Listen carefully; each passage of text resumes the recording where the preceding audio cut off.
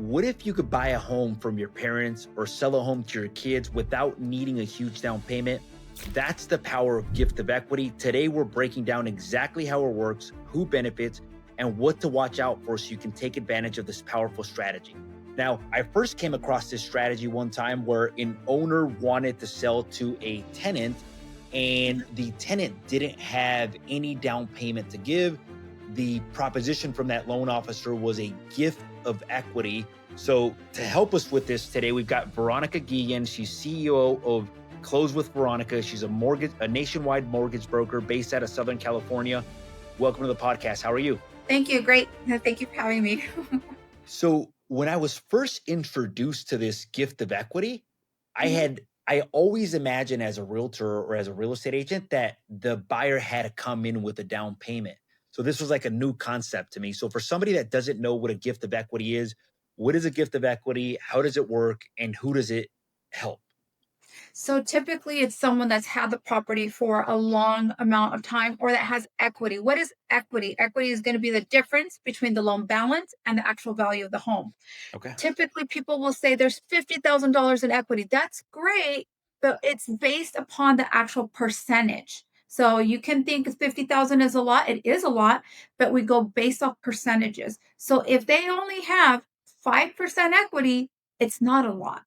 It's not going to help. It's not going to be extremely helpful because you are going to have closing costs on the seller side. You are going to have fees and all of those other commissions involved. So you have to take a look at what difference percentage wise is there to use to start.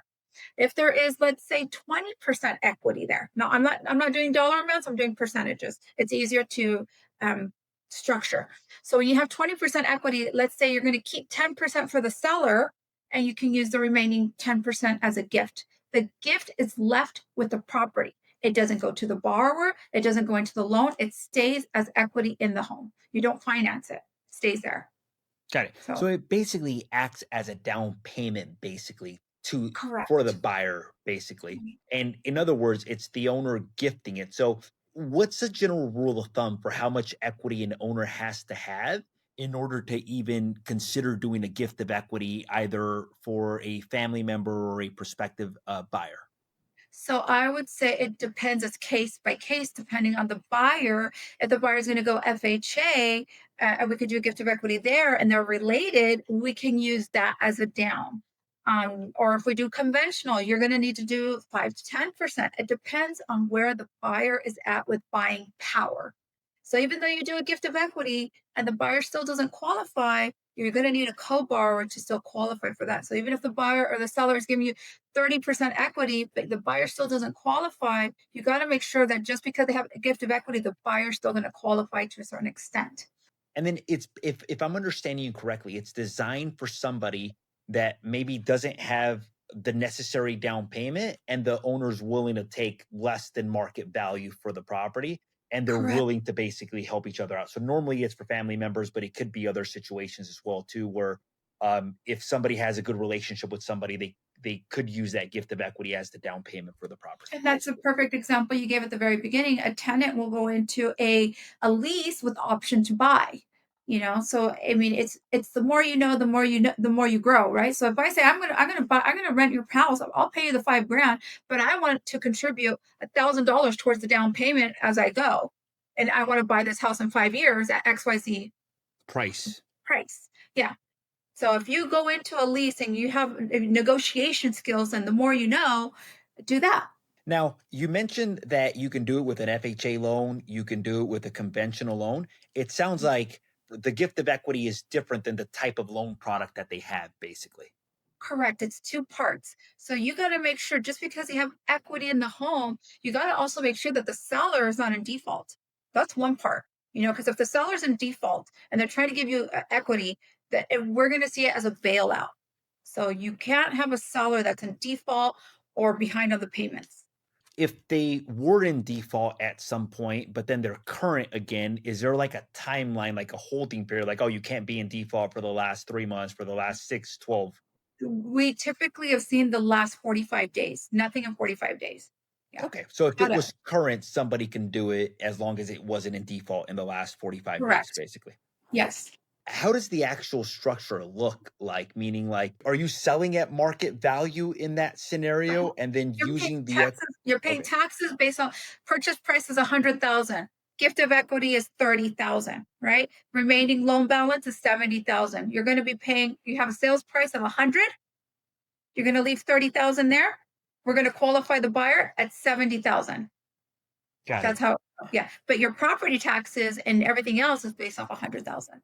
Got it. And then you're saying depending on the loan product, like if it was an FHA loan, then it could be 100,000 with 97.5 dollars in Right. financing basically, and the gift of equity was only 3.5% or 96.5, and the gift of equity was only $3,500 basically. Correct. Correct. Yeah. Don't quote me on that. I have to double check on the FHE for gift of equity. Typically, I've only seen conventionals. What does the process actually look like? Like, meaning, how is the gift of equity different from a regular down payment? Like, what are the additional requirements or what is needed to be able to verify or Equity has to be there. So we verify that the seller is not in default, so verify the loan balance and check title. And got it? it's a gift. It sits there, it stays there. There is no qualification for the seller other than it cannot be in default. Okay. And then can the gift be used for closing costs and down payment or only down payment? It can be used for both. It can. Is there any tax implications when you do a gift of equity? Or a question for an To accountant? my understanding, I'm not sure. I would definitely consult with the CPA for that because I mean there can be loopholes. You can be seeming to wanting to avoid paying money on that extra 30% that you're giving away. I would assume that there's some taxes due on that.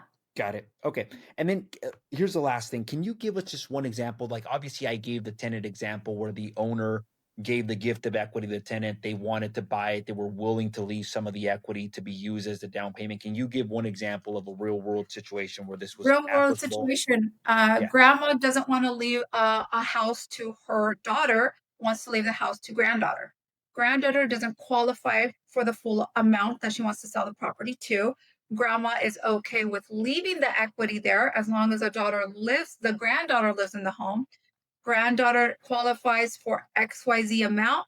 Grandma says that's okay with me. The property is free and clear. Grandma sells the property at the higher value, leaves 50% equity there, and the granddaughter only qualifies for 50% of the actual value. That's amazing. Okay, good. And then if somebody wanted to get in contact with you, what's the best way for them to do that? Either close with Veronica, closewithveronica.com, close with Veronica at Gmail, close with Veronica on Instagram. Fantastic. Okay. I want to say thank you so much for taking the time to be on the podcast. If you've enjoyed this episode, make sure to hit that subscribe button. If you feel that this episode would be helpful to somebody, make sure to hit that share button. To our viewers, until next time. And Veronica, thank you once again for coming on the podcast.